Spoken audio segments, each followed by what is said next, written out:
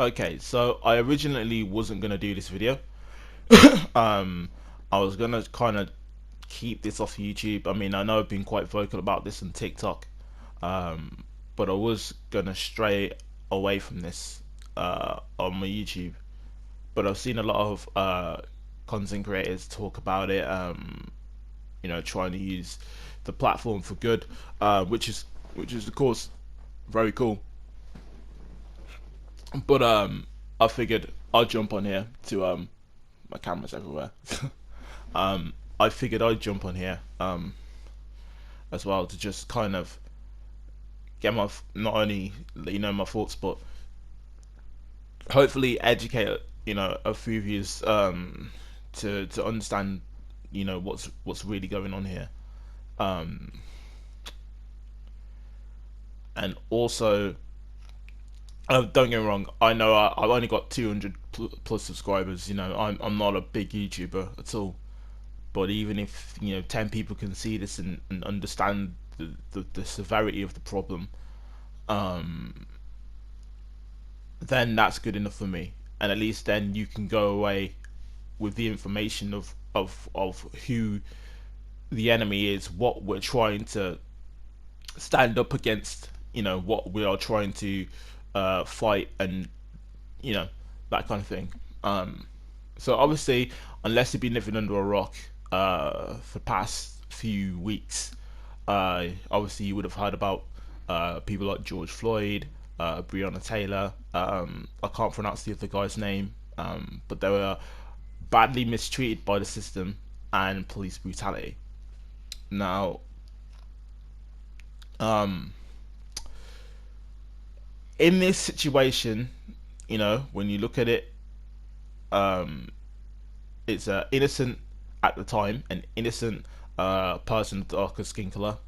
Um, in George Floyd's case as well, he was killed in cold blood.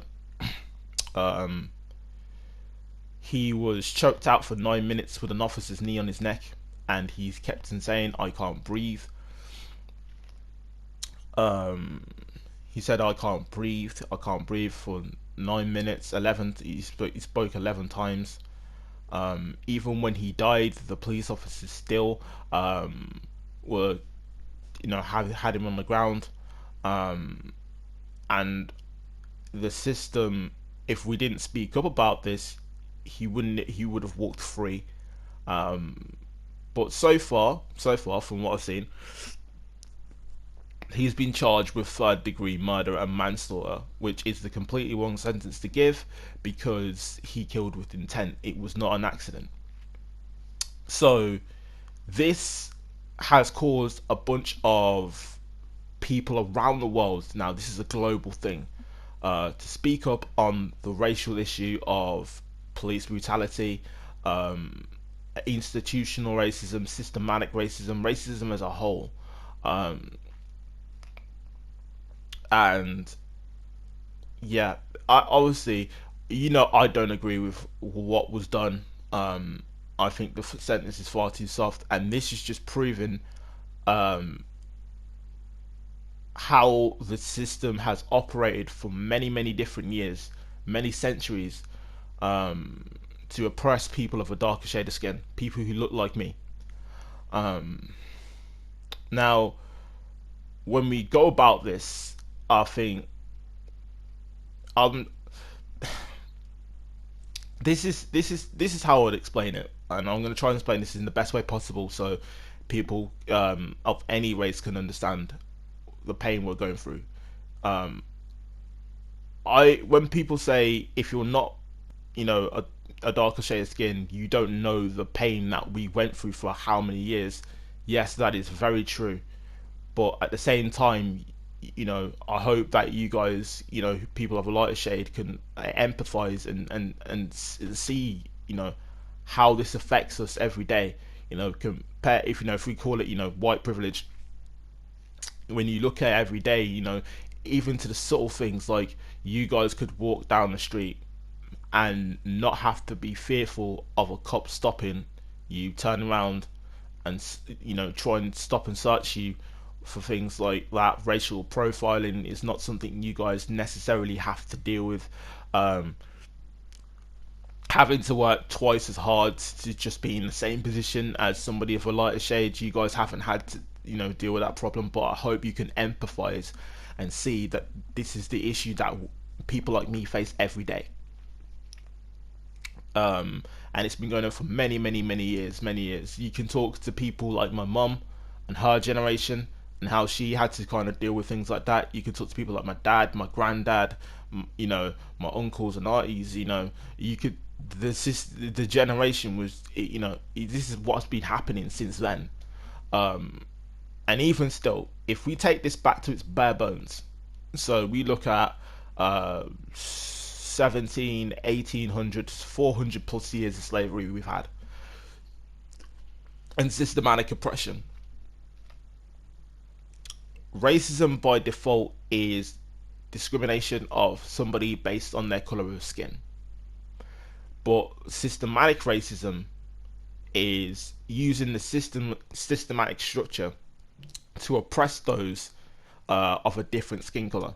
And that's what's been happening from the beginning. In the beginning, when the system was created, it was deemed that people of a lighter shade were more successful, had better traits. They were essentially more purer than people of a darker shade.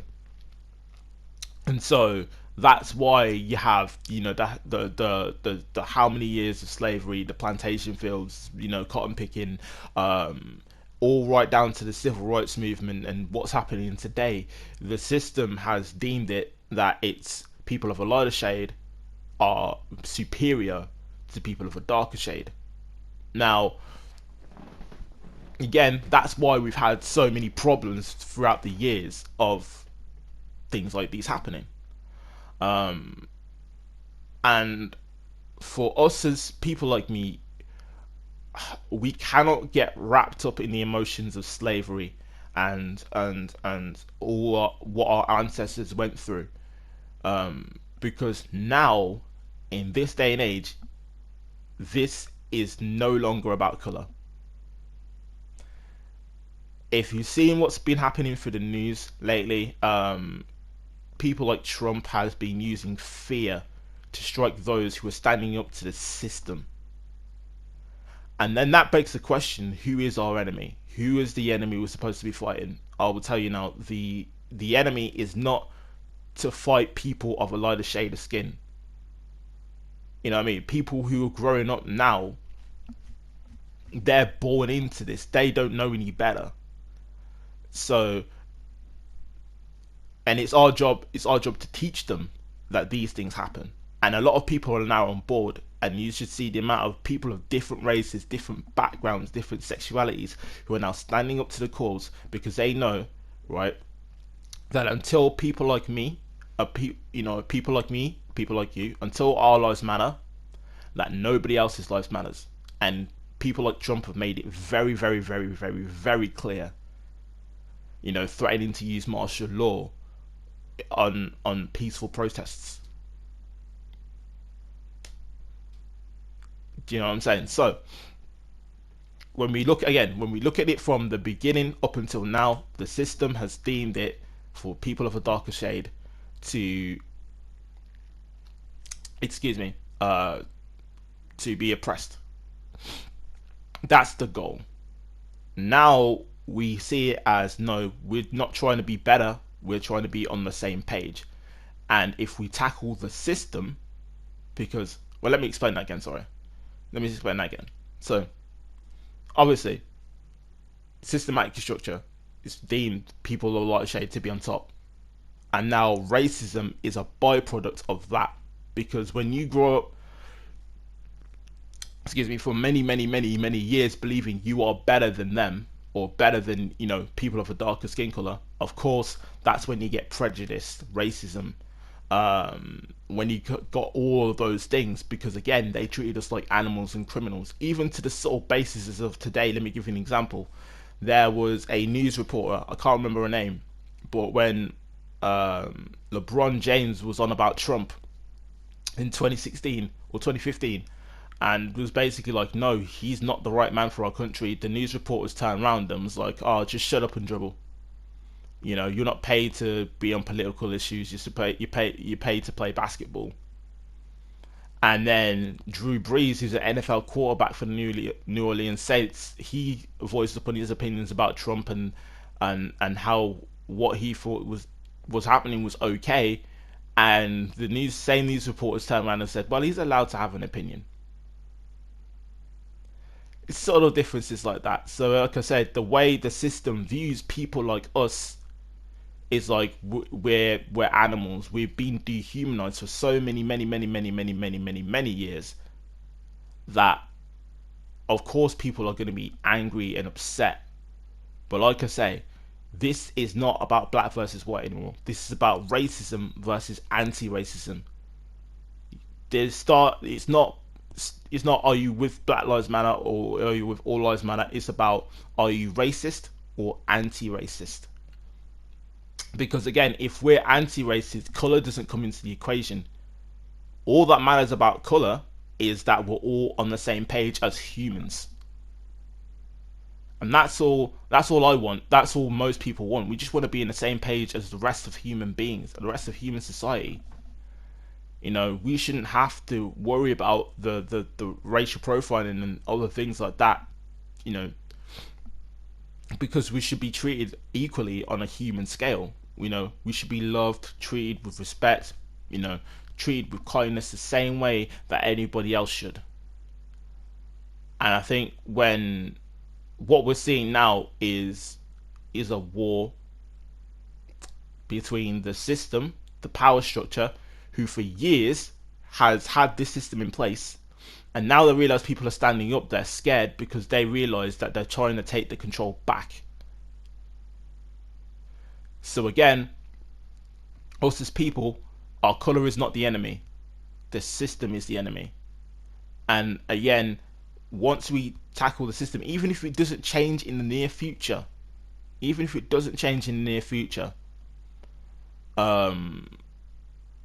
at least then, when we help our communities, we help the people around us. As I say, small steps go a long way. And the more people can build the communities and teach people to love everybody regardless of skin color. You know what I mean? And also for the way the system treats police and things like that. When we look at it, we want better training for police brutality. We want, even if somebody does fail the system and goes and does police brutality, let them be judged and sentenced accordingly.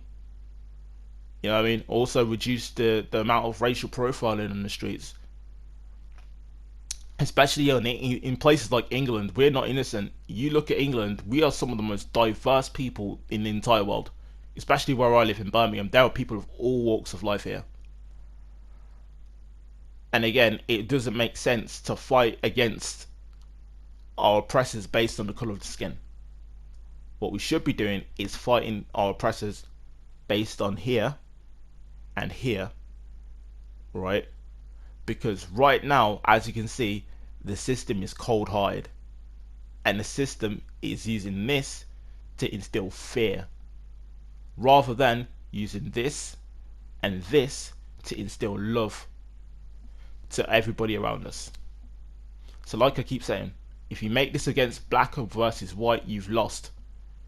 Yes, look at all, you can research, civil rights movement, Rosa Parks, Harriet Tubman, Malcolm X, right? All the thousands, hundreds and hundreds of years of slavery. It all comes back to the systematic oppression of people from a lighter shade to people of a darker shade. And that is the system that we need to stand up and do something about. So yes, keep protesting, keep showing love. Don't treat this as a trend, people, please, I beg. When all is said and done, I don't want people to be like, oh, racism is not a problem anymore, we stamped it out. No, the job's not done. The job is not done. If you're standing with us now and you're walking with us now, please continue to walk with us.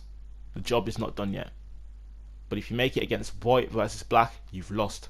You've given your brain to the systematic oppression, because that's how they've always seen us. So that's how you'll always see yourself, and that's how you'll always see yourself as people view you. You understand what I'm saying? That vision of what a black person is, whether it be a criminal, animal, whatever, the racial stuff, you'll keep walking with it and living with it. Again, color is not it's not the thing. It's the system. So if we can all stand together in our different communities and come together, stand together as humans, say that enough is enough, then the problem will start to get solved. But yeah, that's that's my 2 cents on this. Again, stop fighting color. Colors, it's that's the main point about it. This is the main point about this video. It's not about color anymore. Racism versus anti-racism. The people versus the system. That's the real enemy. Thank you.